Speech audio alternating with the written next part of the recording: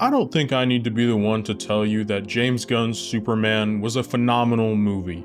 It is arguably one of the best Superman movies ever released, and in my opinion, the best superhero movie of the year. But again, you don't need me to tell you that. I'm sure there are a million video essays detailing just how amazing this movie is, and I'm already like over a month late to the party. Rather, I want to take a moment and tell you about the scene in Superman that truly sold this character for me and sold James Gunn's DC universe. It's the one scene that I feel like perfectly captures Superman as a character with his flaws and all of the things that make him great at the same time in one 7-minute section. And it is fantastic. Oh, and spoiler warning, of course. I don't plan to spoil the whole movie, but just a specific scene out of the movie and a little bit before that.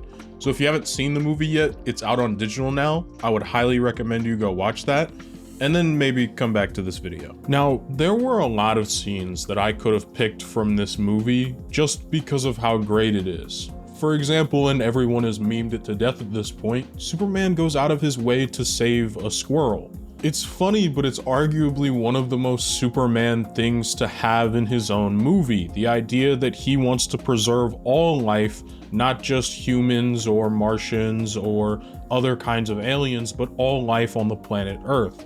That's important to him, and that's important to the character of Superman.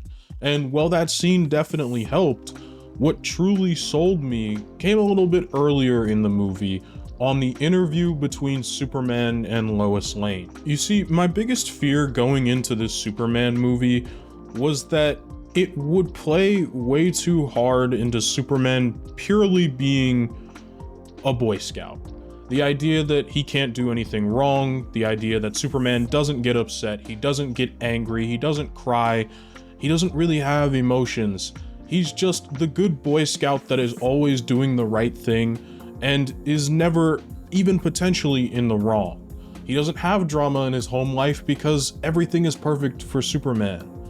And I had this fear going into this movie because the last interpretation of Superman we got was too Christ-like.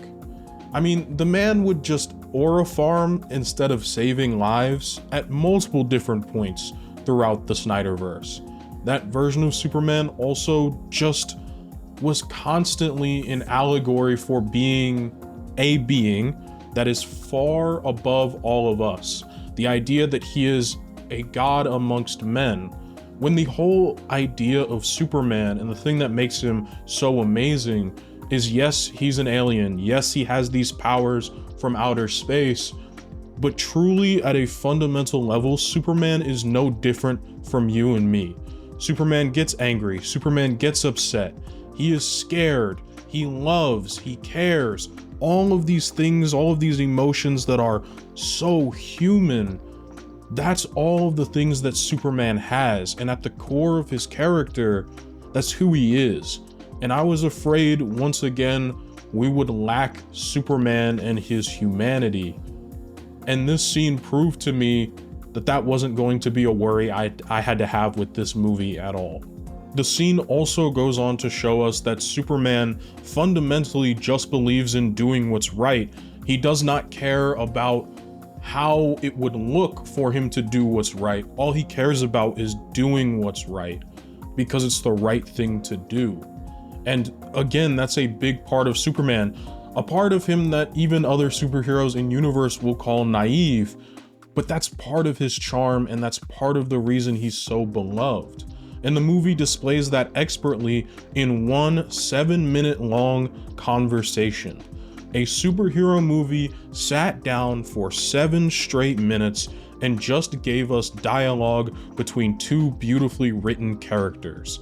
And I think that's something that the superhero medium has been missing for a while now.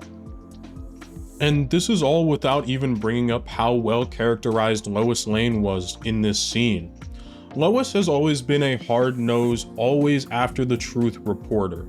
She doesn't care to beat around the bush or try to sugarcoat things in any sort of way.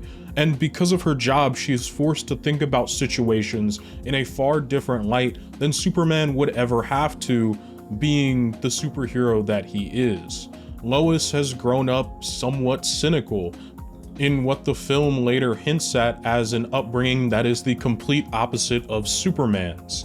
And we see that throughout this scene, Lois is constantly pressing Superman just like she would in any other interview.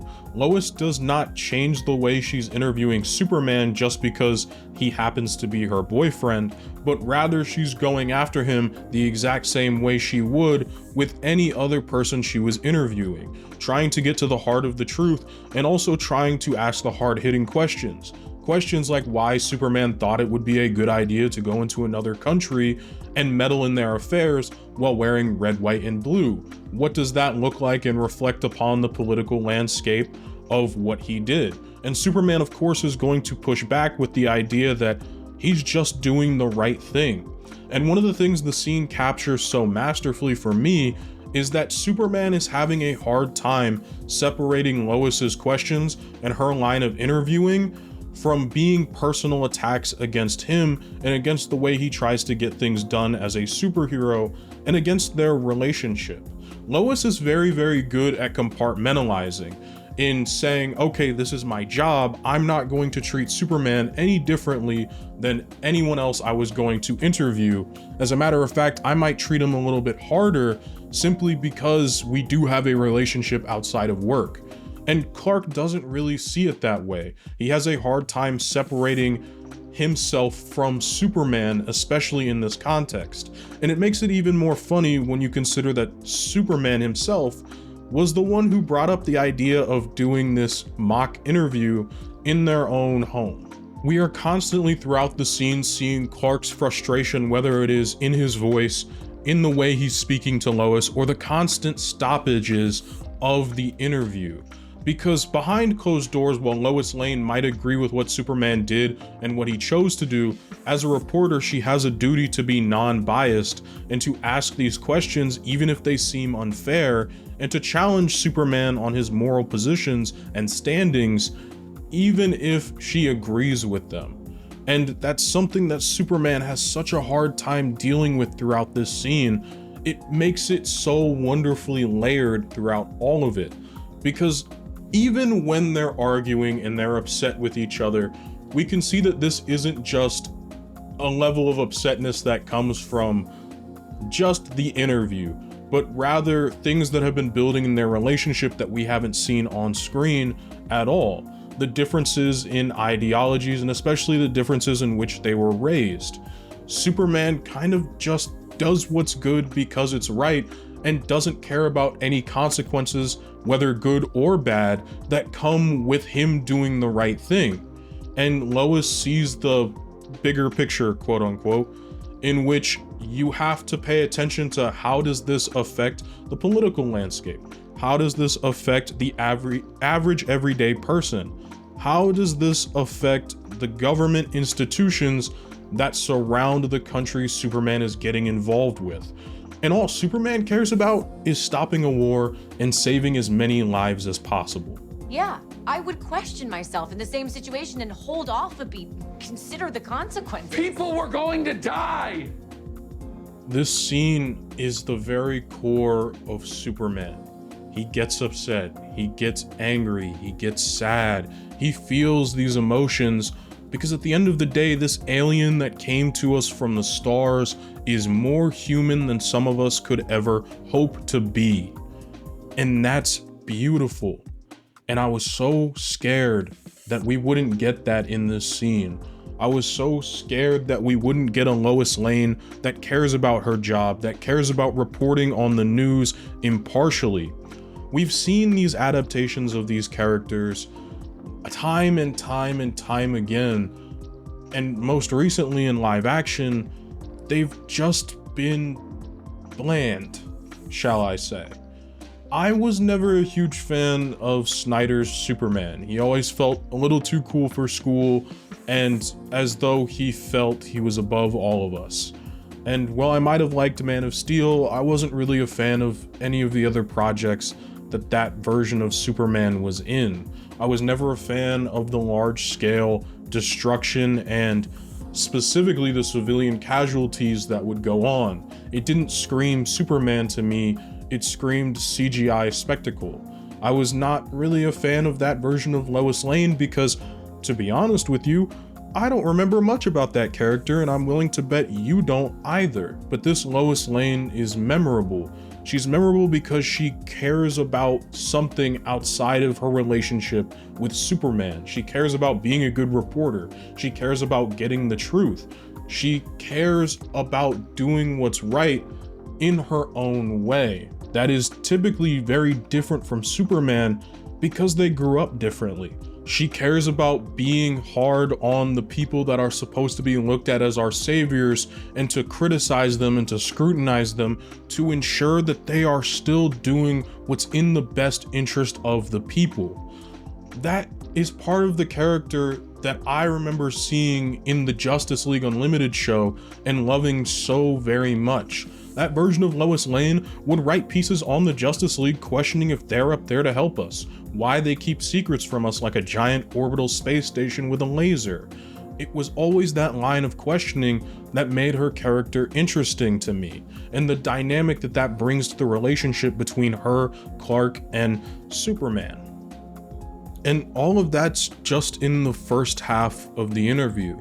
The second half is more of the same, yes, but also reminds us that Superman lives in the modern day and age. He has to see himself get shit talked on social media and try not to pout about it. Superman has to continue to try and give this professional interview with Lois, even when she brings up things that occasionally make him really mad, such as super shit. And he lets it all fly and he lets it all go, because I don't think he was ever really prepared for this interview, because the only person that's gotten to interview Superman has been himself. So he's always gotten to spin the narrative in whatever way that he wants. Obviously, we know Big Blue. He's just going to tell the truth and do what's right, but this was Lois's chance to make him uncomfortable and to try and genuinely get some truths out of him to ensure he's not always spinning the narrative to whatever is good for his own image. And when it all gets to be too much, Superman gets up and he walks away because he can't handle it, and that's okay. It's also so human. He's done, so he's ready to pack up and leave. The two characters have been put into a clear relationship strain, not just from this interview, but from how Clark handles a lot of these problems. Lois likes to argue, and Clark doesn't. He just wants to walk away until he cools off and comes back later. I think this scene is masterful in the way it depicts both characters and gets to the core of each one. It understands Lois Lane in a way that most modern media has either flat out refused to or just doesn't care enough to understand. And it understands Superman in a way that we haven't seen since maybe the 70s. In live action, that is. Superman has had so many great animated adaptations that would be like way too long of a list. Either way, I think this scene, it's what sold me on the movie. Superman was corny in that scene. He cared about saving lives. He was genuinely not that great on the mic. Superman was everything I wanted out of the character. And James Gunn delivered it in this scene perfectly. He gets angry, he gets upset, he yells, he's human. And I just can't believe it took so long to get another version of Superman on camera that's just human. And to be able to have it in a scene that doesn't involve a whole lot of action, that isn't trying to squeeze a joke in every 5 minutes, but rather a scene that lets itself breathe, that's taken at a slow pace, that allows two characters to talk to one another, and lets the writing and the understanding of these two characters shine through more than anything. It's genuinely beautiful, and what I've come to love so much about the superhero medium. And I feel like we saw that a lot this year in superhero movies in general, whether it was Thunderbolts, Superman, the Fantastic Four.